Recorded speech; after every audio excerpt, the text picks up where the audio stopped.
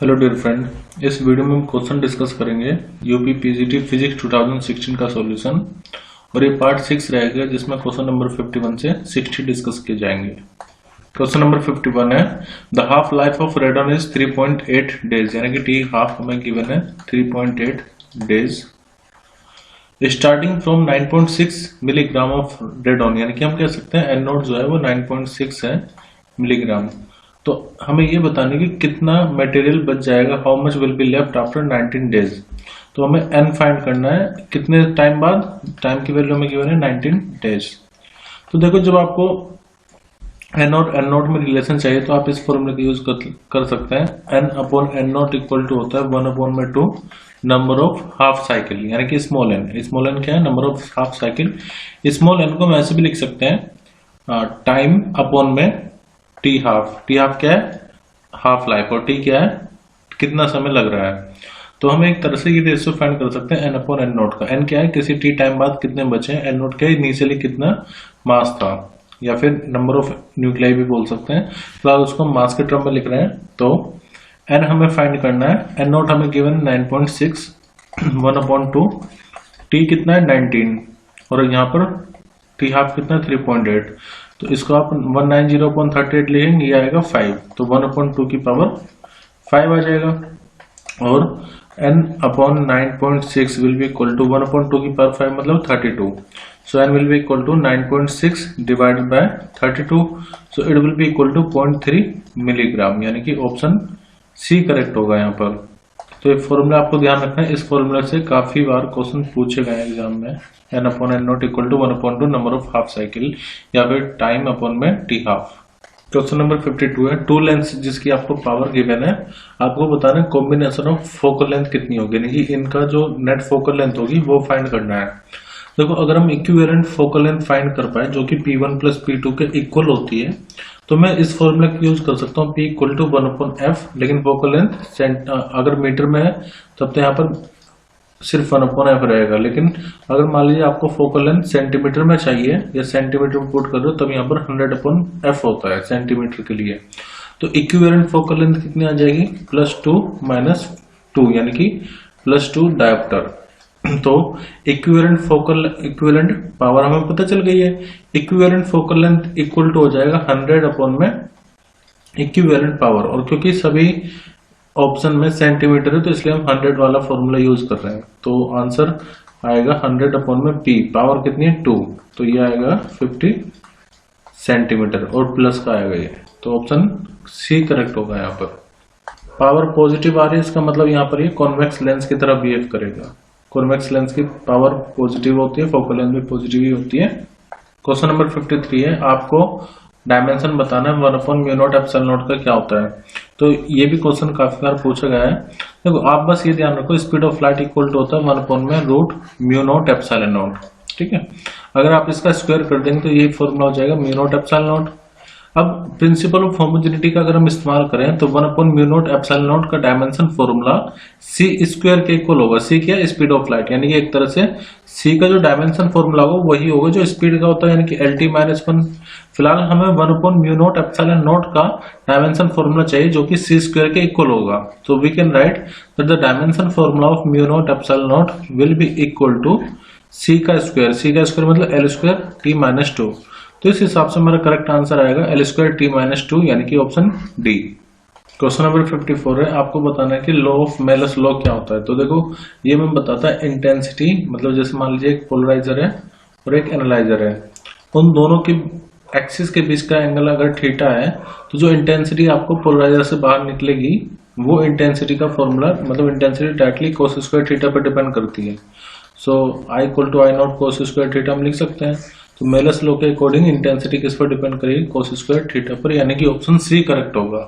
Question number 55 है, a transistor has amplifier beta equal to 30 और load resistance और input resistance आपको given है। पूछा है कि वोल्टेज एम्पलीफिकेशन क्या होगा।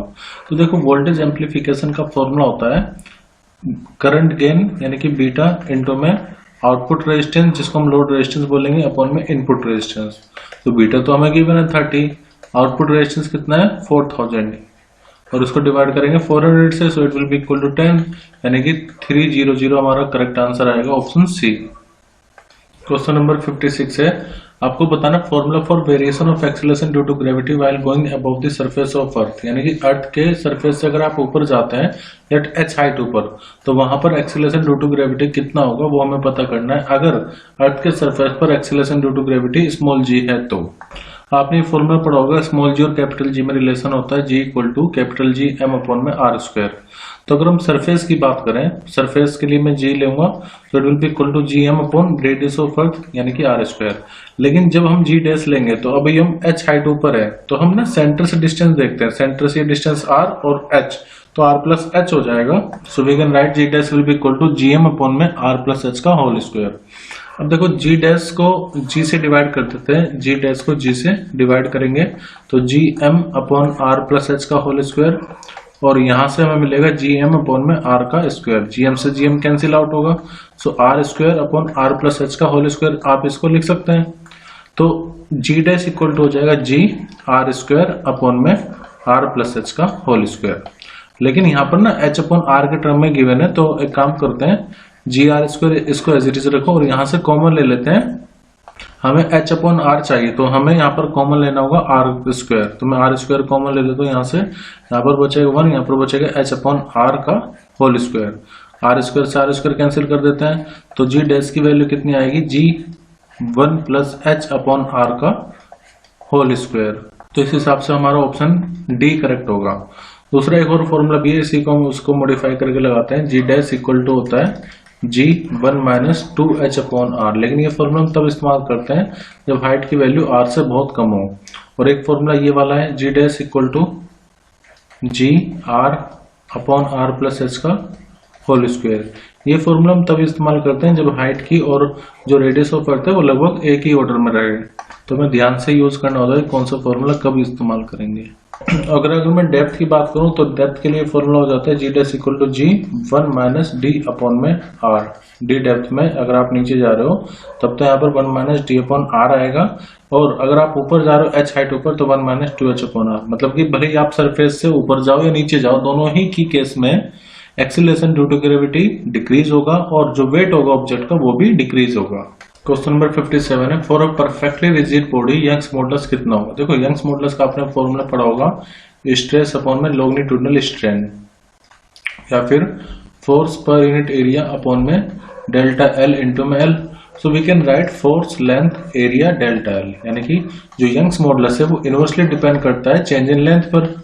तो अगर मान लीजिए कोई परफेक्टली रिजिड बॉडी है तो उसके लिए डेल्टा एल की वैल्यू 0 होगी, so we can conclude that Young's modulus हो जाएगा इन्फिनिटी। तो अपना करेक्ट आंसर होगा option A infinity. Question number 58, which remains constant during a simple harmonic motion. SHM में इनमें से कौन सी चीज है जो कांस्टेंट रहती है। तो देखो रिस्टोरिंग फोर्स तो कांस्टेंट नहीं रहती क्योंकि डायरेक्टली डिपेंड करती है डिस्प्लेसमेंट पर, मतलब माइनस साइन आता है ऑफ कोर्स।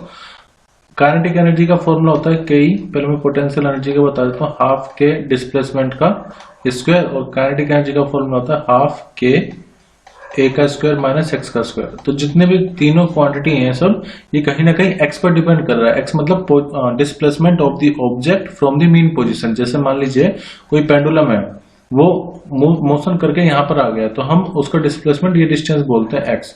या कोई स्प्रिंग है वो पहले यहाँ पर है और जब आपने उसको ऑसिलेट करवा रहे हैं तो लेट किसी इंस्टेंट पर वो यहाँ पर आ गया तो ये डिस्प्लेसमेंट एक्स हो जाएगा।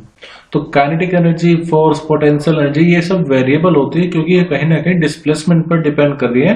डिस्प्लेसमेंट कैसा, फ्रॉम द मीन पोजीशन।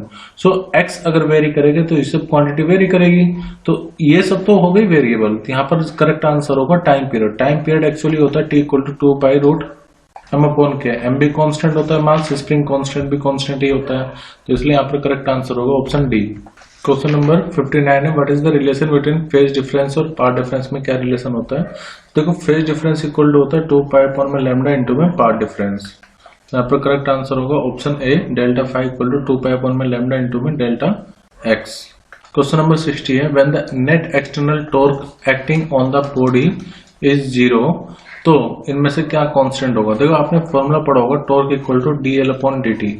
किसी भी फिजिकल क्वांटिटी का डिफरेंशिएशन अगर आप करो तो वो तभी 0 आता है, यानी कि एल का अगर आप डिफरेंशिएशन करो, ठीक है, और रिजल्ट आपको 0 मिले तो हम यहाँ से कंक्लूजन निकाल सकते हैं कि एल कांस्टेंट होगा। तो यहाँ पर बोला है कि एक्सटर्नल टॉर्क जीरो है, तो एक्सटर्नल टॉर्क जीरो होने का मतलब ये है कि जो एंगुलर मोमेंटम है वो कांस्टेंट होगा। तो यहाँ पर करेक्ट आंसर होगा कौन सी फिजिकल क्वांटिटी कांस्टेंट होगी, एंगुलर मोमेंटम, यानी कि ऑप्शन सी।